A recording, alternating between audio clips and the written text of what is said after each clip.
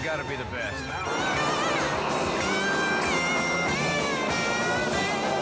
They've got to be.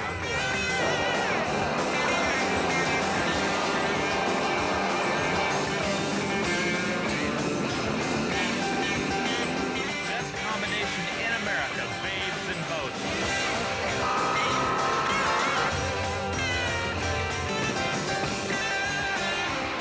Babes and boats.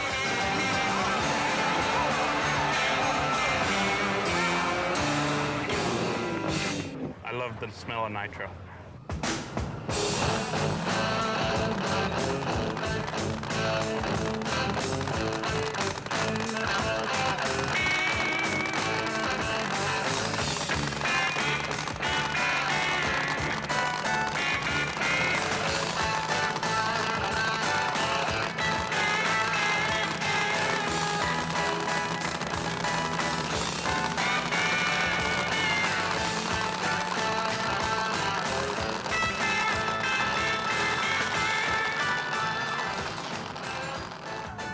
Blown fuel hydros, and definitely the most awesome machines in all of motorsports. A 4,000 horsepower nitromethane burning Hemi engine and a lightweight hydroplane hull, capable of going from 0 to 220 miles an hour in just 5 seconds. Hi, I'm Kenny Youngblood. This is Firebird International Raceway.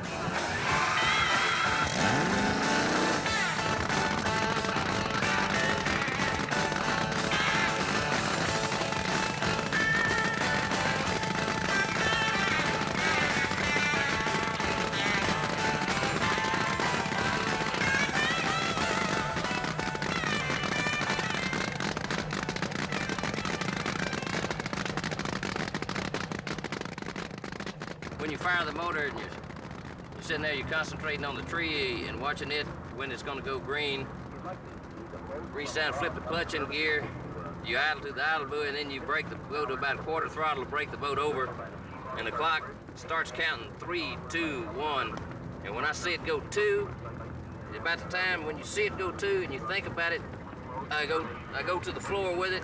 The boat is literally trying to blow itself on top of the water. Then when you get through, you start easing off the accelerator, hit the first parachute, and then grab your manual chute, and then turn it off. That's it.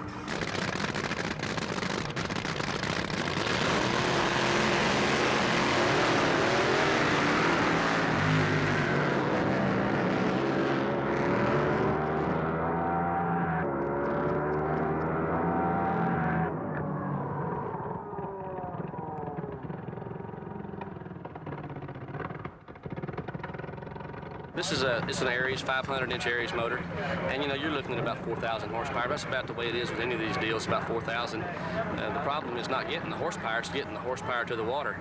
After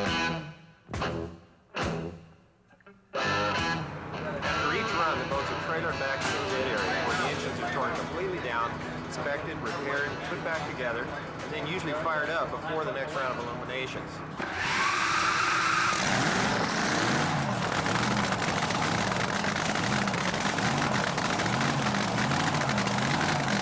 Put the motor in the boat. So we're hooking up all the fuel lines, oil lines, tightening the motor down, getting everything lined up, cracking the parachutes, and we're getting ready to go to the water.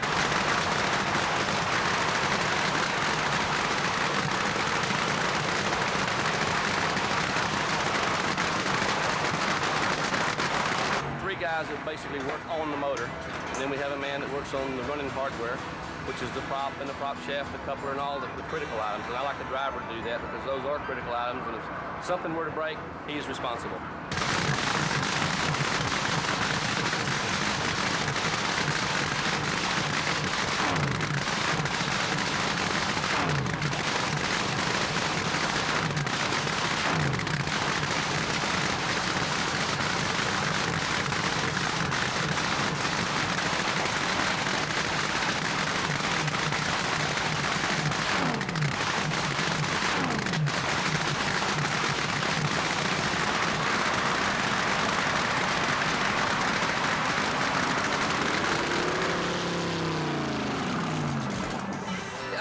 driver's a little bit different than most people.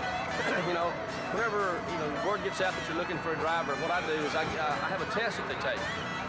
The person that scores the lowest is definitely not the brightest, so he gets to drive. Kyle won. All of us get along great. We all work together, and Fred and I, we try to, every time after the run we come in and I tell him what the boat did and how it acted and reacted to the high speed or the leave or the shift or whatever, and then we come back and see what damage is done to the motor. So we really have a good working relationship, and everybody on the crew gets along great, and every time we go to a race we have a lot of fun. Oh, we just love the fast motors on the boats. The noise. And the noise. And the smell of nitro. It's great. They get really fast.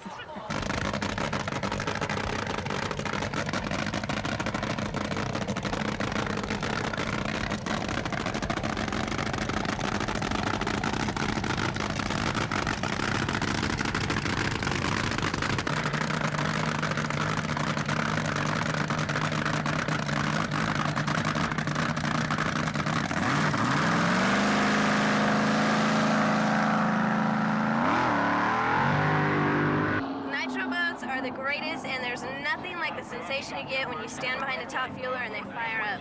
It's the greatest, and if you haven't ever experienced, you got to get your butts out here and experience that, 'cause it's great.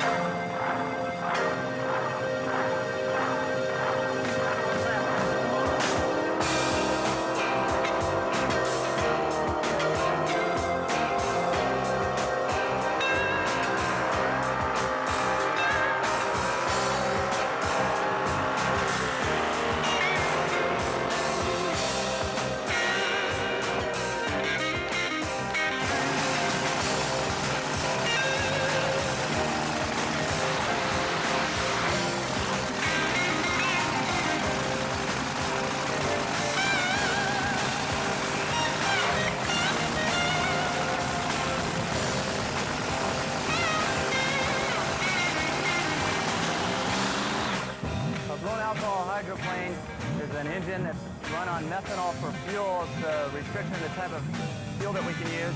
It's a supercharged engine, and we use a hydroplane for the vessel, unlike a flat bottom or a jet boat. Blown Crazy Top Alcohol Hydroplane, we've only been in the class for 2 years now. We've set 2 HBA world records in that short amount of time. We come out, we run a good, clean program. We're safe in what we do. We have the capsules now. It's a very promising sport. You know, you go out there and you watch these boats make a pass, and they're on the wild side every time they go down the track. You're on the edge every time, and it makes it exciting.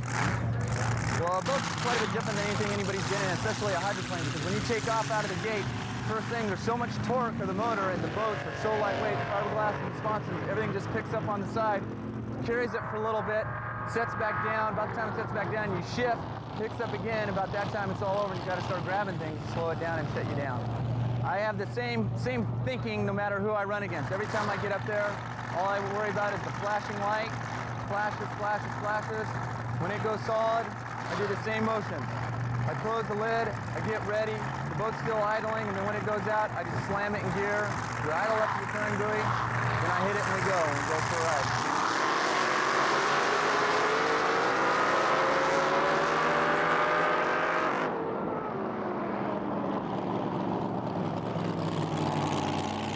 Chutes are very interesting. In the open cockpit boats, especially, you really have to hang on because you're just sitting hanging onto the steering wheel and they throw you forward quite a bit.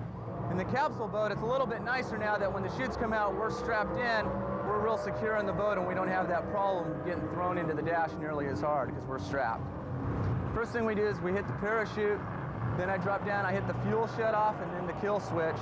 That way I make sure everything's off and there's no mishaps. If even for a second something sticks, throttle, anything stays in gear, you're going to be on the beach and you're going to hurt yourself, the boat, or maybe someone else that might be there.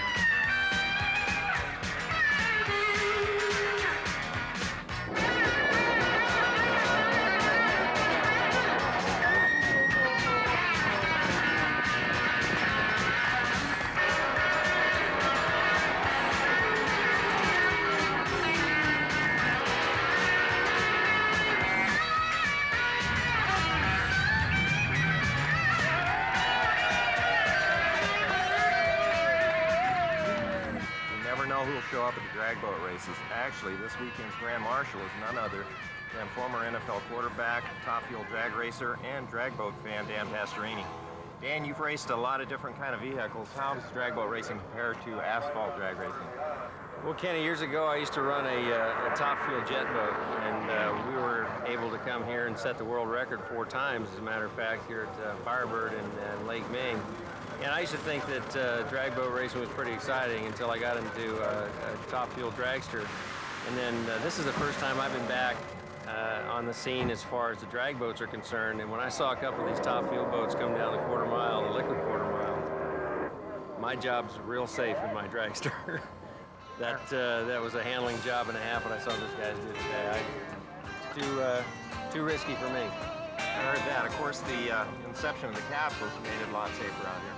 I got a friend of mine, Gary McClendon, that was one of the pioneers as far as the capsules are concerned, and it has saved a lot of lives in boat racing, no question about that. And naturally, anytime you have a racing vehicle, whether it be boat cars or whatever, safety's the main factor, and those have definitely made a big improvement in the sport. Have you ever thought about driving a top fuel hydro yourself? I've thought about it. That's as far as it's going to go.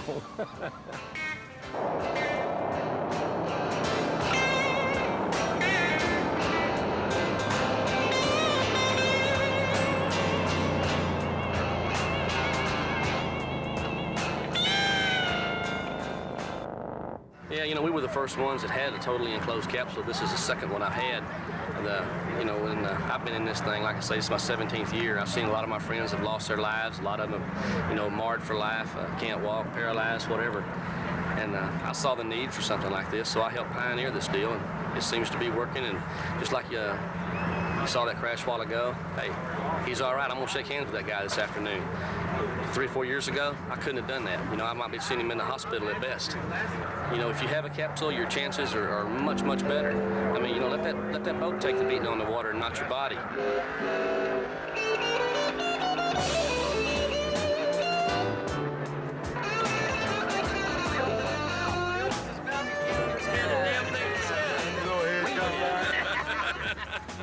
How do you describe a fuel boat? Well, I'm sure everybody, all the viewers at home have seen top fuel cars and funny cars out of the car drag races. It's the same exact engine, same exact power plants, everything's exactly the same, except it's in a boat and it goes across the top of water. When you put all that horsepower in a 500-pound fiberglass drag boat that's 20 feet long, it gets your attention real quick, and it's exciting as heck. Well, the capsule's done not only just for fuel racing, it's done a whole bunch for all of drag boat racing. You know, as you can see behind me, you know, you sit in an enclosed cockpit with an F-16 fighter windshield at the top of you. It makes the sport extremely safe, you know. You could see crashes. We've had crashes this year. The guys get out and walk away, you know. You're not seeing no fatalities, no major injuries whatsoever. And, you know, when you can have a sport like that where nobody's getting hurt, that's just spectacular. I was racing Ralph Padilla in the first round today. Ralph crashed. Yeah, I didn't see that happen at all. We ran pretty good that first round. I think we ran a 2:10 with a 5:10 elapsed time, so this thing moved down the racetrack real quick. I didn't get to see anything, but I haven't seen any videos since then, and but people say that he's up, he's moving, he's walking, everything's fine, he's perfect, and that just goes to show you the safeness when you're inside the safety capsule. You know, it takes a lot of experience, takes a lot of years behind it. Takes some really quick reflexes. It takes a heck of a driver to drive one of these fuel boats, no matter what anybody says. Number 603, Blown Crazy. They said he's had some handling problems or something. They wanted to make it single, so he's going to go as a single. Okay, hold on, let me see if he's ready. Dino, are you ready?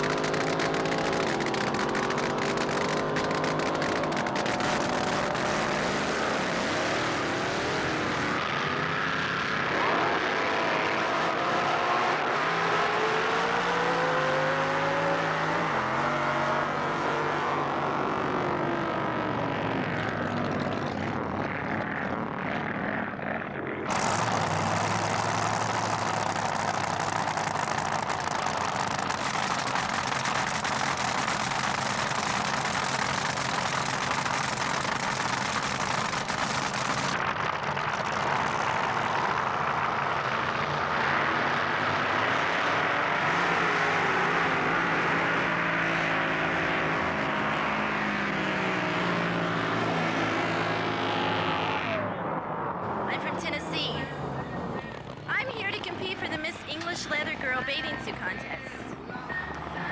Oh, I like how fast they go. And I like how the water shoots in the back. Because I've never been. This is the first time I've ever been. I love the boat races, but I want the spirit of America to win. The spirit of America, yeah! I want to jump over and start swimming. What would they do to me if I'm hot? Yeah, and it's smoking and stroking. We're from Texas. Yeah. You think they'd arrest me if I started swimming across the lake? That's what's good about here. There's good-looking women and fast boats.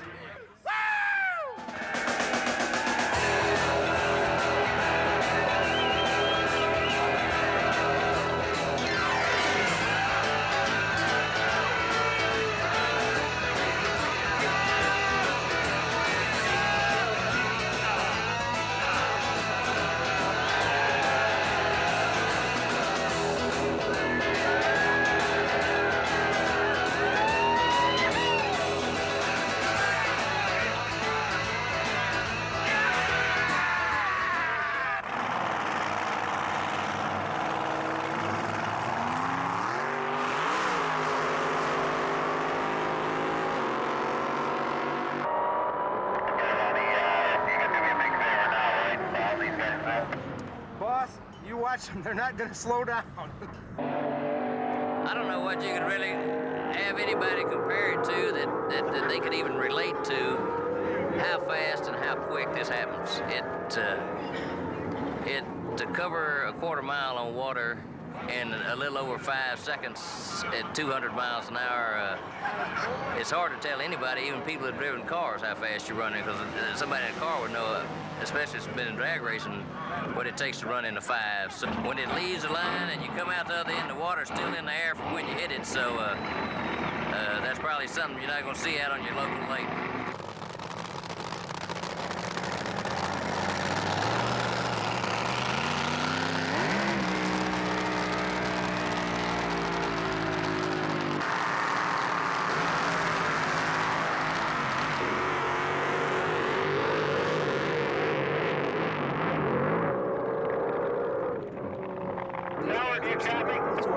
Yet.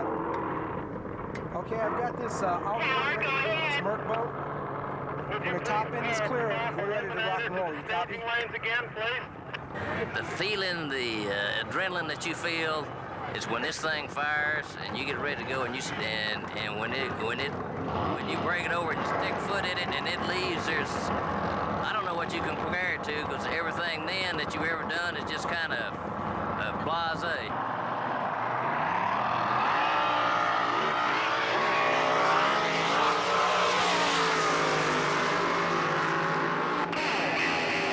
Started, the main thing you got to watch for out here is to make sure all the safety equipment's in gear, all our boats are ready to run, no one catches any cables, make sure the boats aren't sinking, make sure the driver's got his equipment on and ready to go, and after that, the rest is up to the guy at the lights on the beach over there. Once the beach is ready to go, I tell them to fire them up and we're off and running to races. Okay, they'll be ready here in just a minute. They're getting, get them turned around so they're facing down course. 516, excuse me. Well, I can give you your lunch on. I ain't swimming, sucker. Now, you're lucky. I didn't into it. I've been out here a long time. It ain't my fault you've been out here. I just sitting there a long time. Enjoy. Well, this is it, Robinson Crusoe's Island. You gotta be, if you don't depend on these boats, you might not eat for the day. Oh, I tell you, the speed, the excitement, it's a wild show, and I think that's why everybody's here. It's a great way to spend a weekend.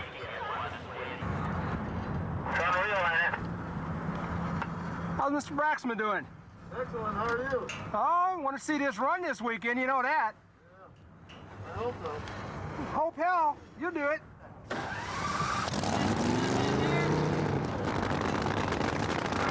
Yeah, he's gonna run next.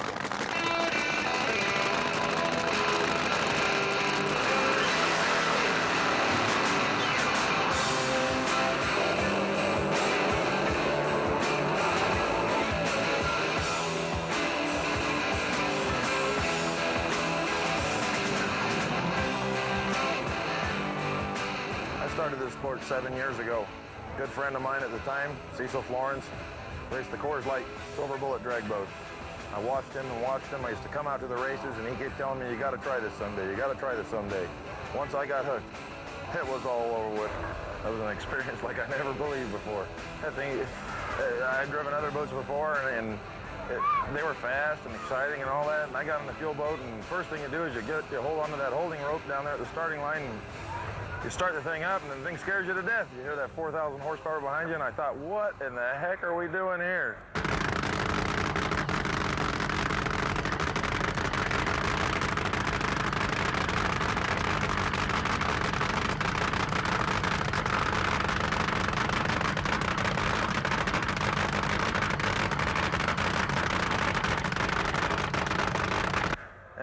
I left that starting line and came up, made my approach, and put my foot down on that throttle and thought, wow, this thing's fast. That thing was at half track, and I still thought I was still at the starting line.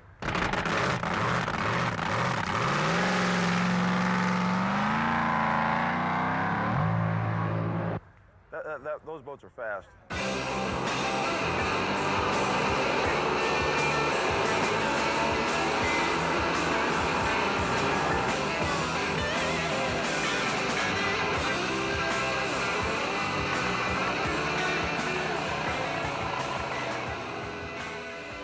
And then throughout the years, they've gotten faster and faster, and it's a real thrill now to go down there, quick a quarter mile, a little under 5 seconds at times, 227 miles an hour. It's a thrill.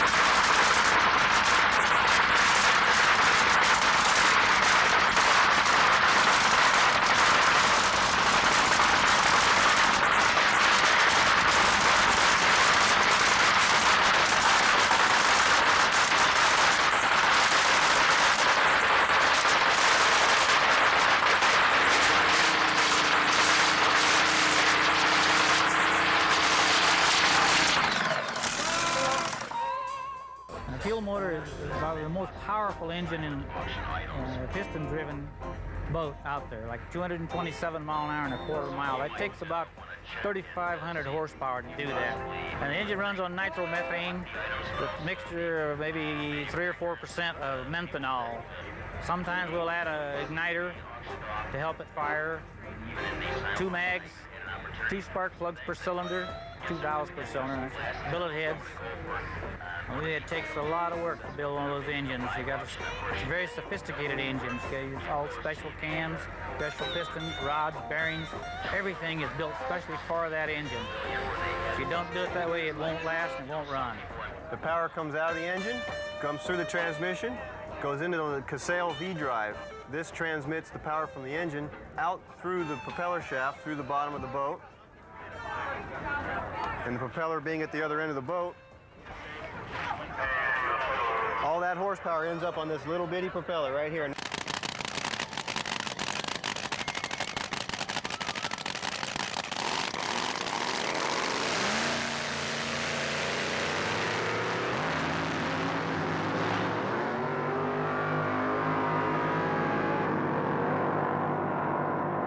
There's so many variables involved in drag boat racing. The weather changes, propeller changes, gear changes. You got the driver variable, which is always a problem, but there's so many variables involved in drag boat racing. It takes a total combination of all those variables to put together a winning team. A tremendous amount of hard work. We have worked day and night. When we're not racing, we're home tuning this boat up. I mean, every night after work, we spend working on this boat, the whole team. I don't have a crew chief. We work so well together that I didn't want to say any one person was a crew chief because I didn't want anybody's feelings getting hurt. We work so well as a team that it wasn't necessary to delegate that particular duty to any one person. Everybody has a job, And if anybody has a problem with their job, we collectively get together and solve the problems as they come up. This has been a team job since we started, and teamwork is what has got us here today.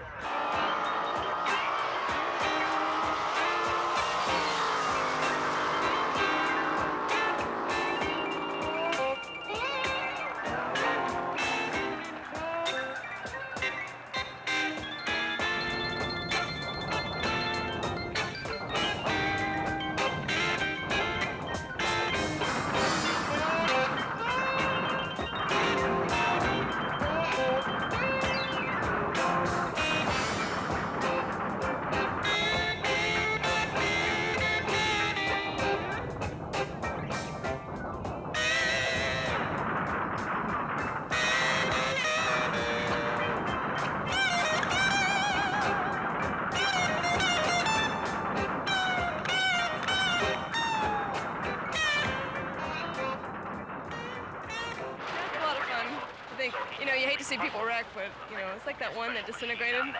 It was good to see that he only got a broken arm out of it, but it's pretty neat. I enjoy it.